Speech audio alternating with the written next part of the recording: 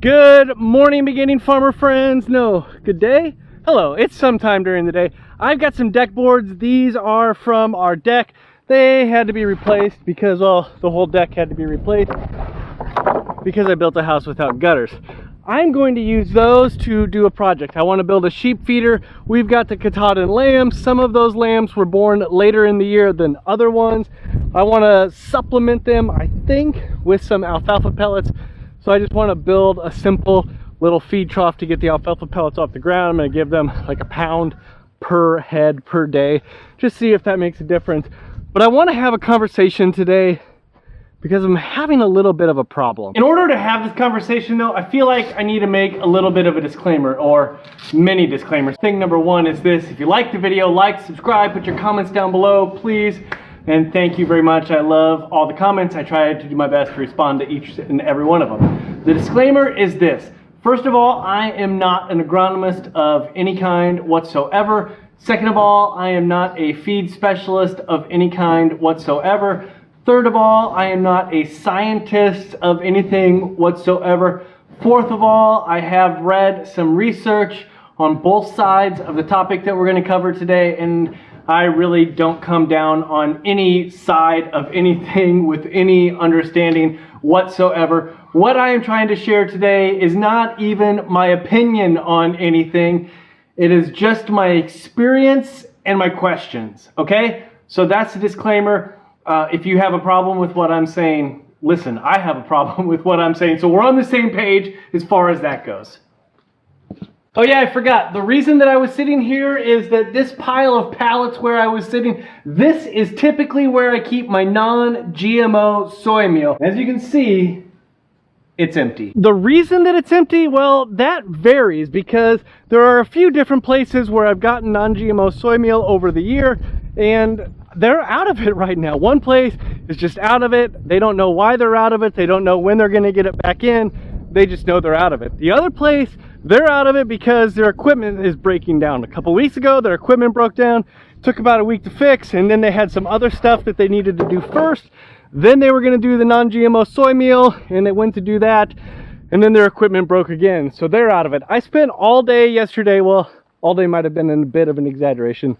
I spent a little bit of time yesterday trying to make some phone calls to find some non-GMO soy meal or roasted soy or soy grits somewhere in the state of Iowa, basically looking in about a 2.5 hour drive radius from my farm, and I haven't found a lot of options. But there's one. I need to make a phone call real quick, see what they say, and then I want to get to a discussion about if we should even be doing non-GMO feeds on our farm, or should we just go full unconventional. I could buy that soy meal anywhere I wanted. I could get the corn from the co-op. I could get the corn from any of my neighbors.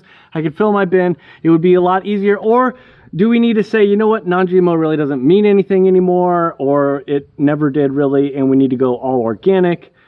So many questions, but first a phone call, because right now, at least, we are non-GMO, we have non-GMO corn, and we are advertising non-GMO, so I would like to, keep doing that.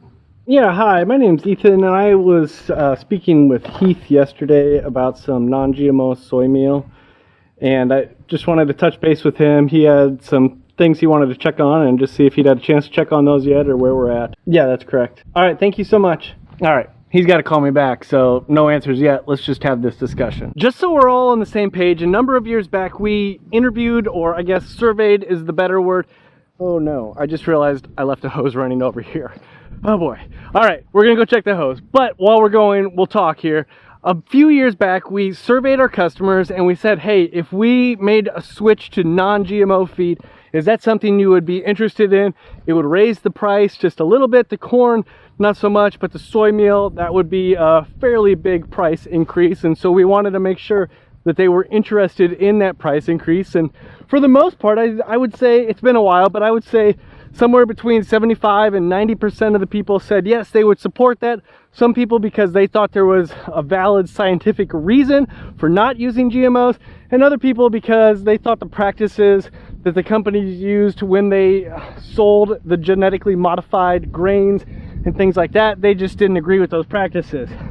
Water tank did not overflow yet, so that's a good thing. We'll let it keep filling. All of that is to say this: the customers supported it. We had an opportunity to work with a farmer to grow the corn for us. We got this big, tall grain bin that was a portable grain bin that we made into like a permanent location grain bin. Since then, we've been using non-GMO feeds for all of our omnivores, which is basically our pigs and our chickens. Not basically, completely our pigs and our chickens. And for the most part, it has worked. And I gotta tell you, like I said, I am not a scientist, I am not an agronomist, I'm not a feed specialist, I'm not a pig pro, I'm not really anything. What I did when we decided to make this decision is that I read some thoughts on both sides of the issue. And what I really came down to was that I talked to some farmers who had personal experiences switching from conventional grains, which is really not conventional grains because seed companies consider non-GMO conventional. And then what I'm trying to say is that I had talked to some farmers that had made the switch from raising and feeding conventionally Roundup Ready soybeans and corn and switching to non-GMO and feeding that to their pigs, and they saw pig health increase, less problems with pig health, and they liked it. Now, there is not a ton of studies that back that up. In fact, when I talked about that the first time when I was making the switch, there were some people that, you know, pointed out that there's not many studies that back that up. There was a few people that pointed to some studies that do back it up, but other people said, well, those studies really aren't studies, and I really don't have a dog in that fight. It's not really what I want this video to be about. But now it's getting harder to source some ingredients. Maybe the non-GMO corn is getting more difficult to find. The soy meal is definitely getting more difficult to find. And it's got me questioning, am I making the right choice? Should my choice be based on what the feed is, or should my choice be based on where the feed comes from? Is it more important that I'm using and utilizing local feed, or is it more important that I'm using and utilizing a non-GMO feed or a soy-free feed, which I've never done, or an organic feed, or just a regular run-of-the-mill feed from whatever the feed store has in town? I really have no clue. I just know that at some point I have to make decisions, and the decision we made at that point was non-GMO, and now I feel like I'm at a crossroads where I need to make another decision. As far as I can tell, the decisions come down to this: do we go back to just whatever feed the feed mill sells? That's the way we started out and it worked. Or do we continue going down this non-GMO trail? In fact, one of the good things about not being able to find GMO feed is that I might have found a source for non-GMO soy meal that's like 15 minutes away, and that would be a lot better. Or do we just go all in and switch to organic? We have a source for organic corn right nearby. I don't really know where the organic soy meal would come from. We would have to source that, and then we would have an even deeper niche product. I have no idea what we need to do or what we can do. I know that it is lunchtime now, so I'm gonna go eat lunch. We'll continue this conversation while we're building that sheep feeder. My goal for this feeder is for it to be the quickest, simplest, easy to build feeder that will last at least 3 months. Actually, maybe even less than 3 months. That's my goal. The whole time I'm building it though, I've got a lot going on in my brain as to what the next step is in order to figure out this whole feed situation.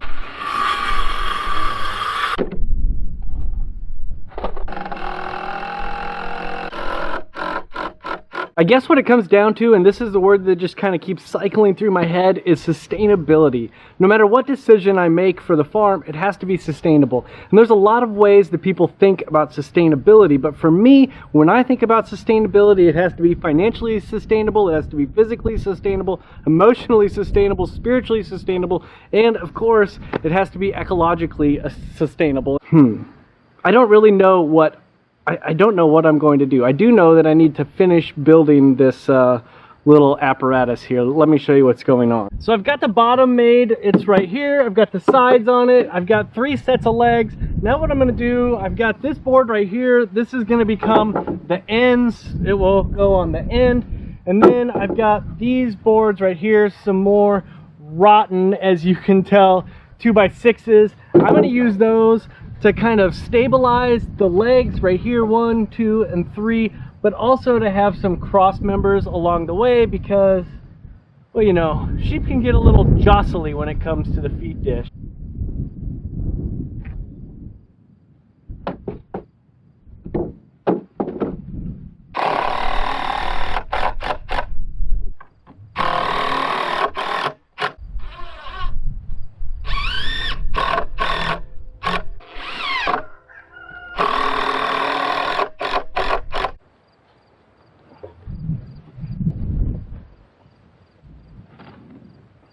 I don't know, what do you think? Is it too tall, too short?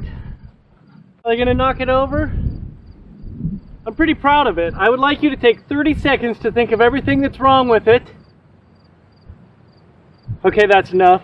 And now, just enjoy it. At the end of the day, I think I'm gonna have to make a decision. Am I gonna stick with what we're doing, or I'm gonna transition to what we did when we started, which was just, you know, feed from the feed mill. Now we could still make our own feed, still using that bin we have and all that stuff.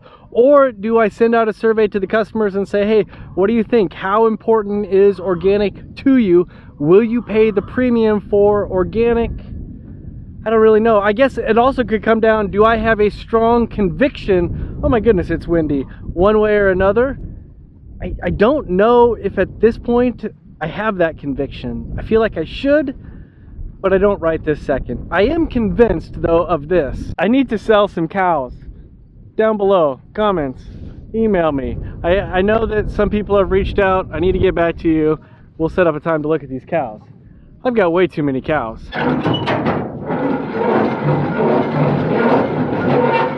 I would love to hear your thoughts, honestly. I don't necessarily want to start an argument one way or the other. I would love to hear if you have made those decisions, why you made the decisions that you made and how it worked out, what you thought of it going in and what you thought of it after making that decision.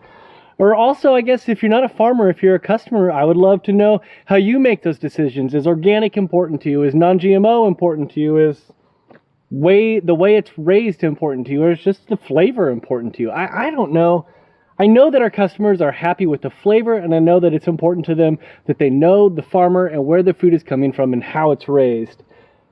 It seems like it's hit or miss on a huge span of customers as to what's important when it comes to feed. It's a very confusing topic. That's what I'm trying to say. But if you have thoughts, comments down below. I had left this trailer hooked up for a couple days because I was hoping to go get my non-GMO soy meal. We both know how that's worked out.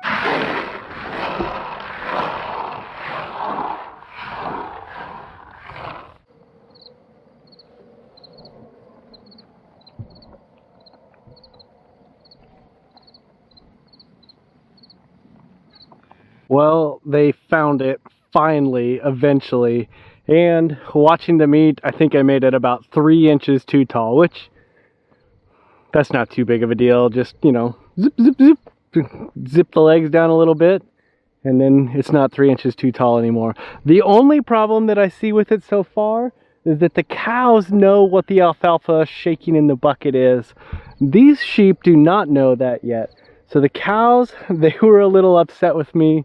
The sheep, they were just a little confused, and it took some getting used to. I'm not going to give them a ton. I said a pound, I think, earlier. I'm going to start off with less than that, maybe a half a pound per head per day to just get them going. I basically want to see if it helps them grow a little bit. I got to experiment with some different things.